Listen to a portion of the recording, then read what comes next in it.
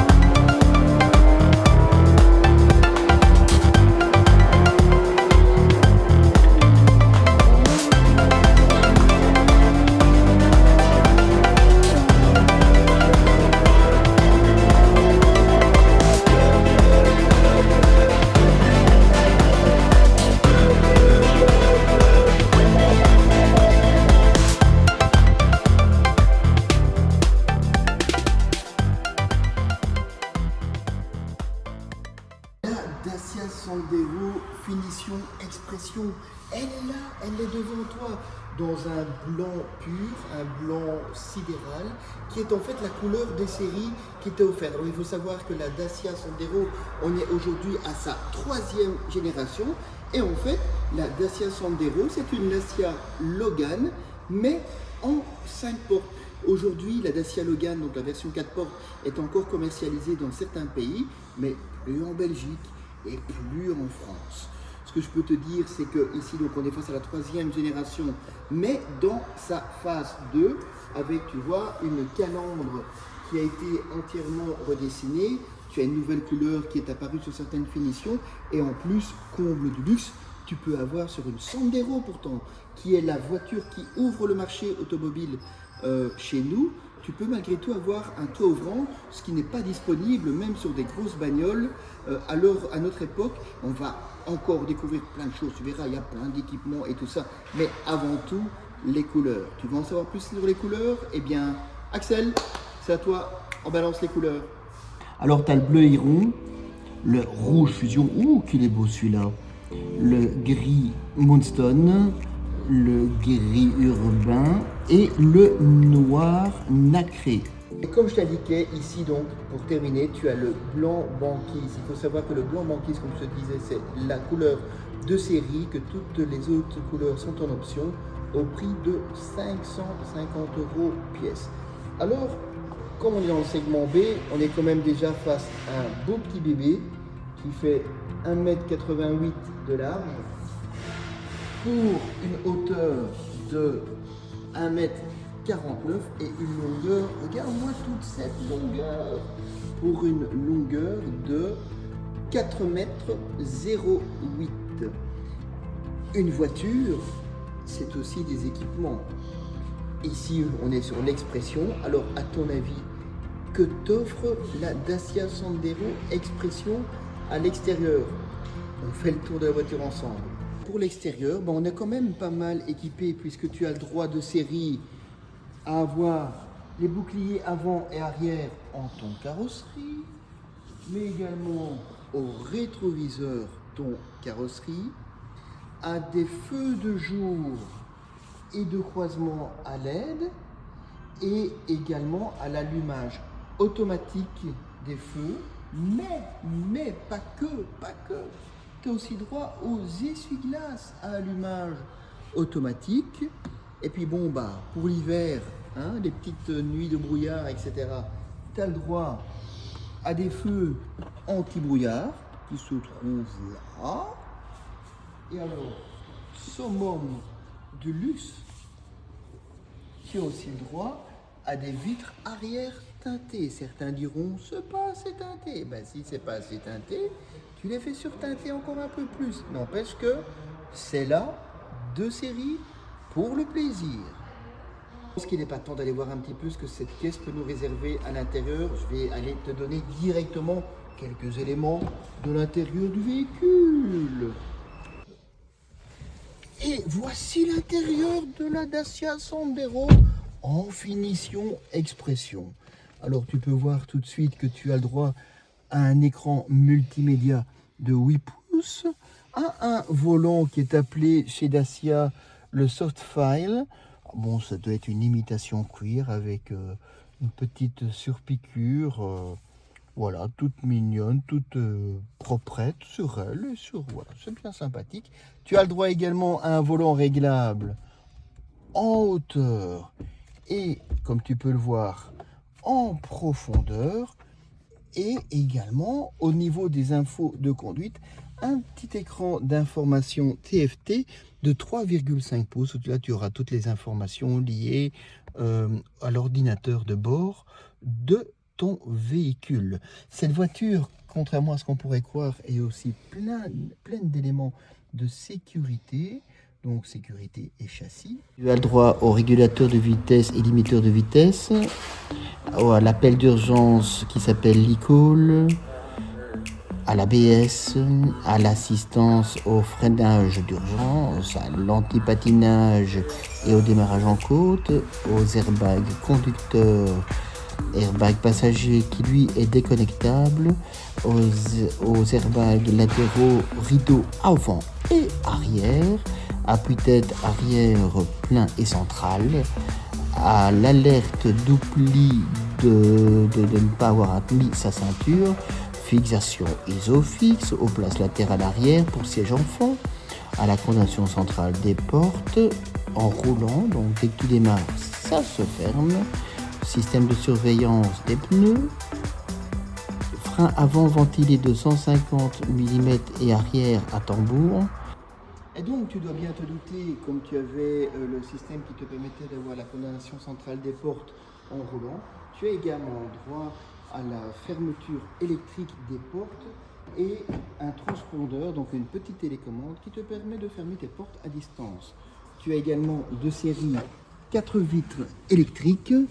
Tu as donc les rétroviseurs à réglage électrique et dégivrant. Et tu peux aussi, enfin tu as en tout cas également la climatisation ici, manuelle, mais tu peux obtenir automatique en option et quelques commandes au volant de ton petit volant Softfile. Donc on va voir ce que le Blind Cars fait à l'arrière, parce que bon, n'oublie pas qu'il a quand même son 1m79, que ça prend un petit peu de place. On va voir comment il est placé à l'arrière.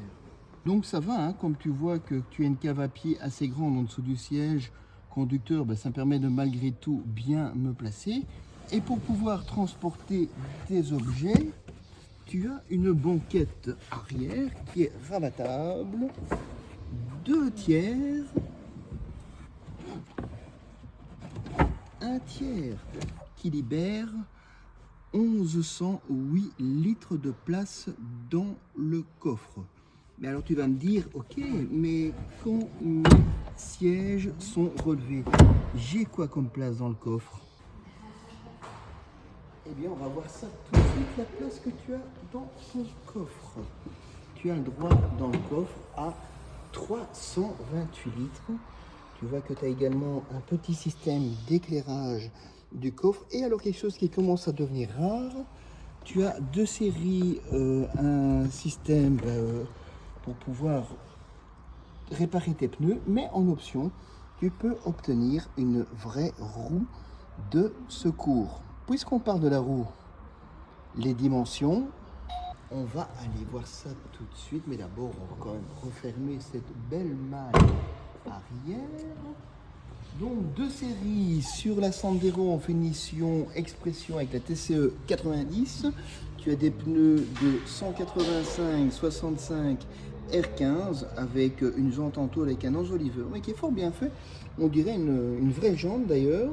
Et à titre d'information, si tu vas chez Auto 5 en Belgique ou l'équivalent Neuroto, pour les pneus, si tu prends des Michelin Cross Climat, donc sachez que pour chacune des voitures, je prends à chaque fois le même exemple de pneus pour que vous ayez un comparatif identique avec toujours les mêmes pneus selon les montres que vous allez prendre.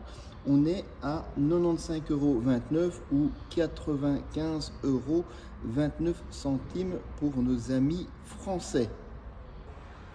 Bon, moi je voyage tellement et tout à te donner plein d'infos, je suis un peu fatigué, j'ai envie de me poser. Et d'ailleurs, pour me poser, je vais en profiter pour te parler du siège. Comme tu vois ici, tu as un siège avec réglage en hauteur et petite tradition en basseur. Tu as le petit accoudoir, mais uniquement côté conducteur, qui te permet une bonne position pour être directement en contact avec ton levier de vitesse. Et là, la manette magique, car on va aller voir ce qui se cache dans l'antre de la bête.